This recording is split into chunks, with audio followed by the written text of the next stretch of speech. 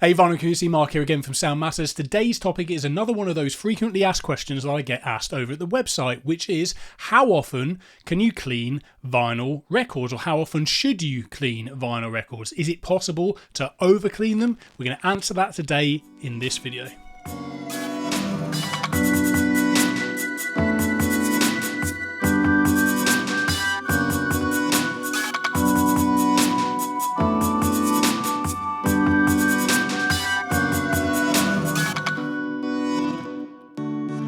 You and I know as record collectors that cleaning your records is just part and parcel occasionally of the vinyl hobby, and for some people it puts them off the record collecting hobby altogether and was probably a leading driving force behind them switching over to CDs in the first place. But for those of us who really love the physicality of vinyl as a music format, it's actually quite a therapeutic kind of thing to do, and actually can be really rewarding to restore an old vintage record back to its former glory. But how often should you clean your vinyl records? How often is too often? Is it possible to over clean a record? And could it be possible to damage those records in the process if you overdo it? We're going to get straight to this today because it's something that people ask all the time, and it's a bit of a grey area for many people.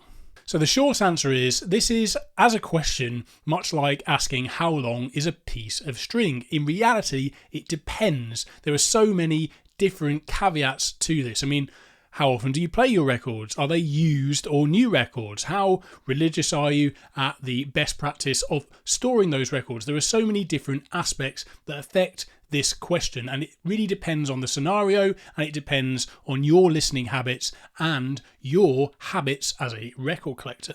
But if your records sound dirty, there's a good chance that you need to clean them. But let's make one thing clear. There's a big difference between a record that sounds bad because of excess dust and grime in the grooves and a record that sounds bad because it's scratched and it creates pops and cracks because it's damaged. And it needs to be made entirely unequivocally clear that no amount of record cleaning is able to fix a damaged record. And of course, that includes scratches and also groove wear from excess play for many, many years, or poor stylus or cartridge alignment.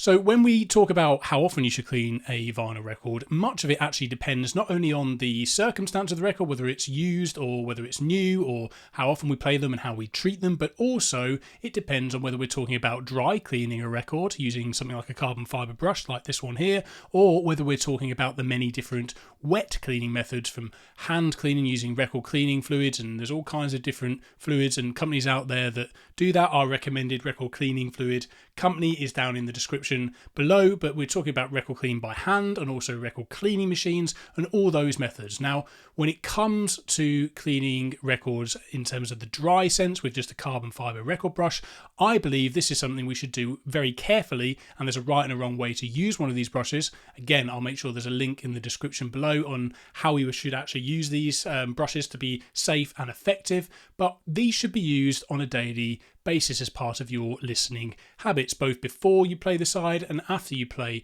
each side as well. And the reason this should be done is that this just avoids excess dust building up over time and a problem occurring that requires more heavy-handed approaches such as wet cleaning, record cleaning machines, and all those methods that we've already mentioned. So if you're talking about cleaning records on a dry day-to-day basis, then this is something that I believe is perfectly safe for us to be doing, and we should be doing on a regular basis, because dust is just a fact of life. It's going to build up. You want to keep on top of it to keep the more heavy-handed stuff to the bare minimum. When it comes to wet cleaning a vinyl record using any type of record cleaning fluid whatsoever, things are just a little bit different. So a dry record cleaning method will only ever remove very loose surface level dust and particles, and it will not remove oily fingerprints, grease, grime, entrenched dust into the grooves. It's not going to be possible to fully restore a record using a dry cleaning method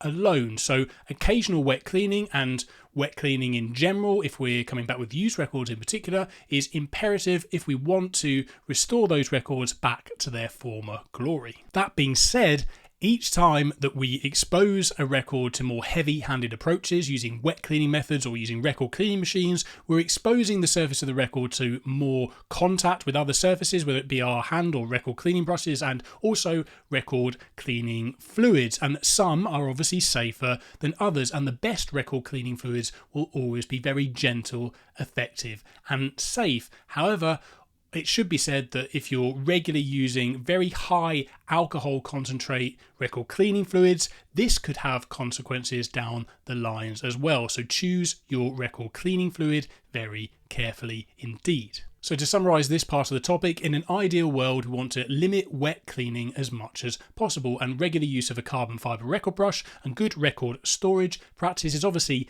key here in terms of avoiding any unnecessary, regular and also time-consuming wet cleaning processes.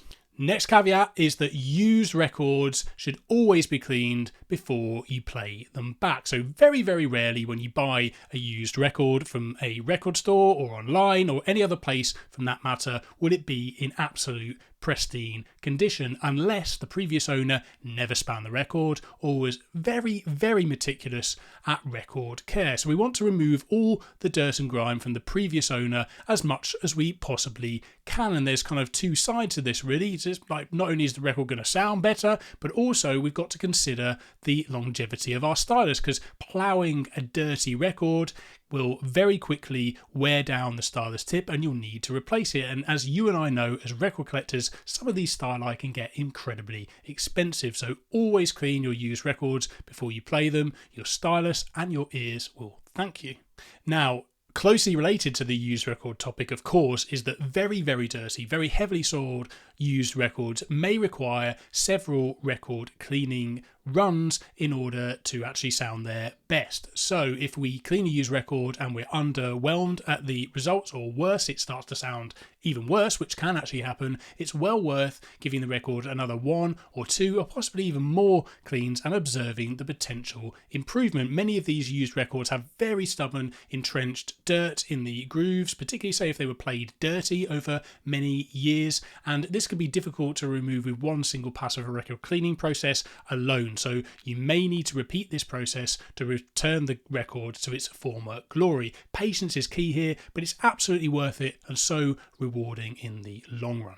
Another thing I will mention here related to this is that some record cleaning fluids are designed with stronger formulas in mind for this very process. So it's well worth experimenting with different fluids, but of course choose your fluids very carefully. And again, recommended fluid down in the description of this video. But take your time, spend some time over it, really, labour over it, because you're restoring in many ways, I think, kind of a little piece of history that if you then take very good care of after that cleaning process, could last much longer, could be passed down to another generation. So this is the beauty of the physical format and actually owning a real copy of a record.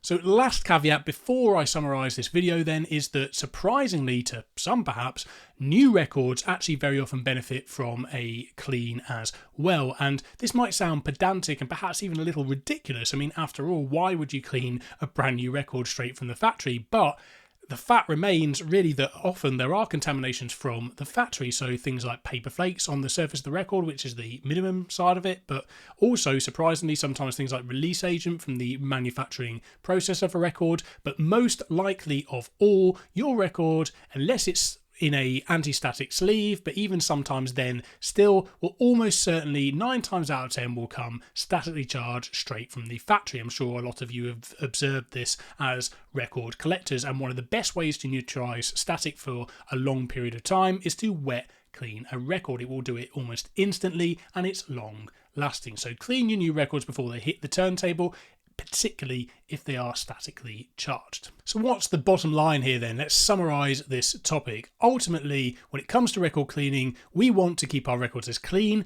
as possible, sounding as good as possible with as little work as feasibly possible. Ultimately here, we are here to enjoy music, not clean PVC plastic discs. Now, if your records sound dirty, of course, you're going to have to give them a clean, and how often you have to do that will depend on the situation in terms of all the different points and caveats that we've mentioned in this video, but it will also depend on how well you take care of them and how well you play them. But it's well worth mentioning that even the most meticulous of record collectors will have to give their records a certain degree of cleaning from time to time, but we don't want to overdo it. Every time we come in contact with the record, we are risking potential damage to that record. We're risking the potential that our hand may slip in the process, that we might scratch the record in some way, shape or another. So we want to minimize contact with the record grooves as much as possible. And if all of this sounds like kind of common sense to you, well, it kind of is. And the bottom line, or how often should I clean my vinyl records? As little as possible. So that concludes today's video. Thank you ever so much for watching. What's your view on this topic? Let me know down in the comments below. And also, of course, links in the description below, lots of resources there for you to check out as well. But if you're new to this channel, please do consider subscribing, and we'll see you in that next one. Keep spinning.